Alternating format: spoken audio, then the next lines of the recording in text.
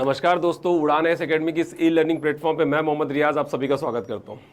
चलिए, आज हम पढ़ेंगे इंडियन पॉलिटी का एक बहुत इंपॉर्टेंट टॉपिक है ये प्रेसिडेंट की क्षमतान शक्ति।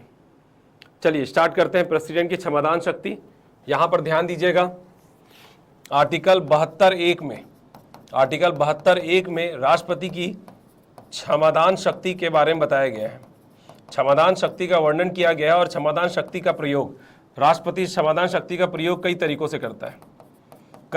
से करता है, जिसमें सबसे पहला बताइएगा लघुकरण। दूसरा बताइएगा परिहार, तीसरा बताइएगा विराम, फिर उसके बाद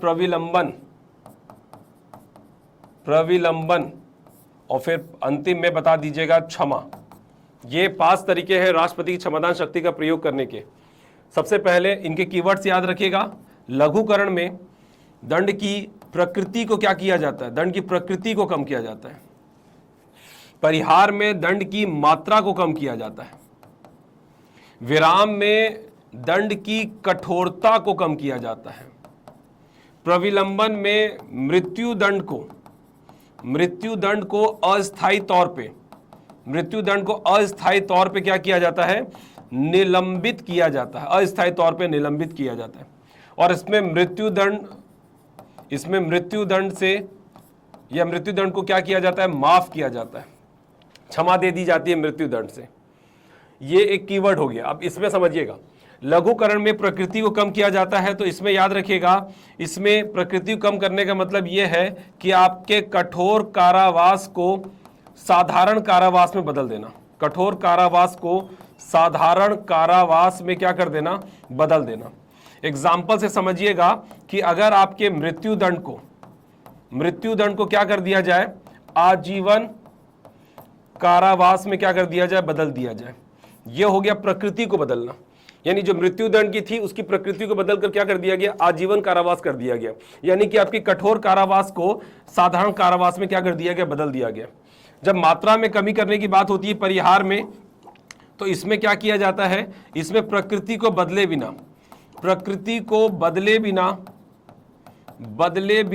आप क्या करते हो? उसकी मात्रा को कम कर देते हो। जैसे एग्जाम्पल के तौर पे समझिएगा कि 5 वर्ष के कठोर कारावास को 3 वर्ष के कठोर कारावास में क्या कर देना? बदल देना। 5 वर्ष के कठोर कारावास को 3 वर्ष के कठोर कारावास में बदल देना। आपने क्या बदल दिया? उसकी क्वांटिटी, आपने उसकी मात्रा क्या कर दी? कम कर दी। लेकिन प्रकृति अभी भी क्या है? कठोर कारावास है, साधारण कारावास में नहीं बदला गया।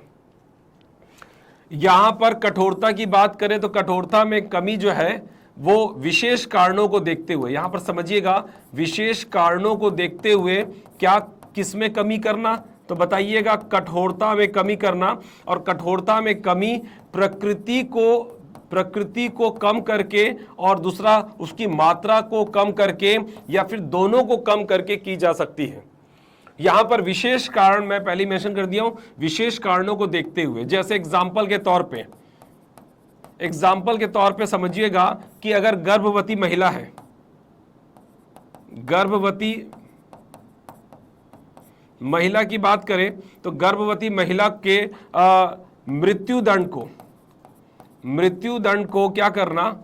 अगर महिला गर्भवती है तो उसके मृत्यु दंड को क्या कर देना? आजीवन कारावास में बदल देना। तो ये आपने क्या कर दिया? गर्भवती महिला को विशेष कारणों को देखते हुए, विशेष स्थिति को देखते हुए आपने उसके मृत्यु दंड को, क्यों? क्योंकि मृत्यु उस महिला की थी, उस बच्चे की नहीं थी।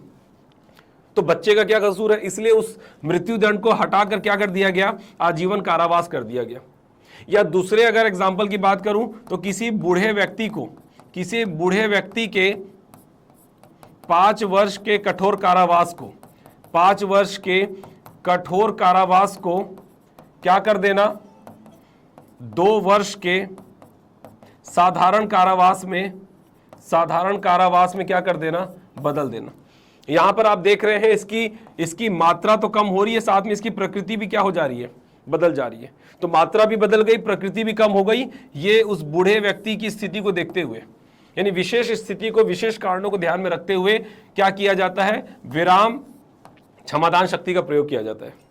और जब प्रविलंबन की बात करें तो मृत्युदंड को अस्थायी तौर पे निलंबित करना, और ऐसा सामान्य तौर पे तब होता है जब प्रेसिडेंट आपकी प्रार्थना पर, या जब सामान्य तौर पे ऐसा तब होता है जब अपराधी क्या करता है, अपराधी जो है वो लघुकरण या क्षमा की क्या किया हो, प्रार्थना किया हो प्रेसिडेंट से। तो जब अपराधी क्या किया हो, लघुकरण या क्षमा की प्रार्थना किया हो, और प्रेसिडेंट उस प्रार्थना पर क्या करने की, प्रार्थना पर निर्णय लेने की प्रक्रिया में हो, तो जब प्रेसिडेंट उस प्रार्थना पर निर्णय लेने की प्रक्रिया में हो और ऐसे में 1-2 दिन और लगना है, तो उसके फांसी की सजा को क्या कर दिया जाएगा, टाल दिया जाएगा। देखिए, फांसी अगर है आपको तो आप चाहोगे कि आपकी फांसी क्या हो जाए, मृत्युदंड आजीवन में बदल जाए, या तो आप पूरा माफ कर दो या तो आप मुझे आजीवन दे दो। मृत्युदंड के मामले में दो ही चीज होगा, या तो माफी मिलेगी या तो फिर आजीवन कारावास होगा।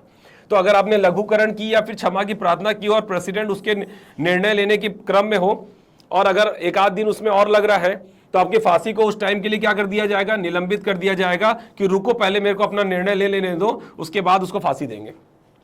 प्रेसिडेंट ने अगर कोई फैसला नहीं दिया, या उस प्रेसिडेंट ने बोला नहीं फांसी देनी है, तो फांसी हो जाएगी, और या तो उसको आजीवन दे दिया जाएगा या तो माफ कर दिया जाएगा। तो यहां पर अपराधी ने अगर लघुकरण या क्षमा की प्रार्थना की हो और प्रेसिडेंट उस प्रार्थना को निर्णय लेने के क्रम में हो, तो उसके फांसी को अस्थायी तौर पे कुछ दिन के लिए क्या कर दिया जाएगा, निलंबित कर दिया जाएगा।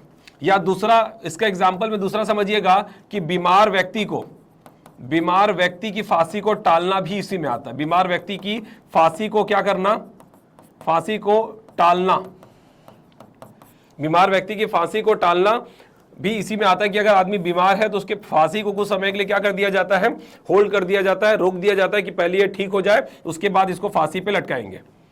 बात समझ में आ रही है? अगर व्यक्ति बीमार है, डॉक्टर से पहले चेकअप होती है कि ये कोई बीमार तो नहीं है, अगर बीमार है तो उसकी फांसी टाल दी जाएगी। ये होता है प्रविलंबन। तो ये पहला, राष्ट्रपति अगर उसकी प्रार्थना पर निर्णय लेने के क्रम में हो तब, या फिर वो बीमार हो तब किसका प्रयोग किया जाता है, प्रेसिडेंट प्रविलंबन क्षमादान की शक्ति का प्रयोग करके उसकी फांसी को कुछ समय के लिए टाल देगा। और मृत्यु क्षमा की बात करें तो क्षमा में क्या होता है कि उसकी मृत्यु दंड को क्या कर दिया जाता है, पूरी तरह से माफ कर दिया जाता है।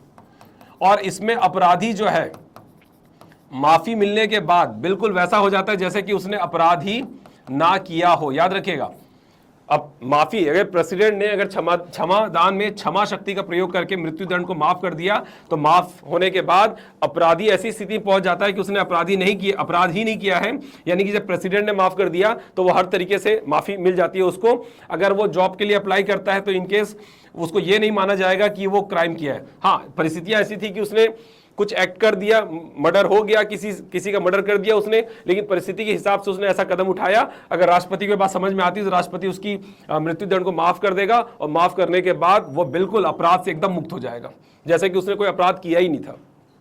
और प्रेसिडेंट माफ तभी करेगा जब स्थितियां समझ में आएगी कि ऐसी थी जिसकी वजह से उसको ऐसा करना पड़ा, इसलिए उसको माफ करेगा। तो ये हो गई आपकी राष्ट्रपति की क्षमादान शक्ति। तो क्षमादान शक्ति का प्रयोग राष्ट्रपति 5 तरीकों से करता है। वो 5 तरीके ये हैं: लघुकरण, परिहार, विराम, प्रविलंबन और क्षमा। आशा करता हूं कि ये वीडियो आपको समझ में आया होगा, पसंद आया होगा। आज के लिए बस इतना ही, मिलते हैं अगले वीडियो में। टेक केयर, ख्याल रखिएगा, धन्यवाद।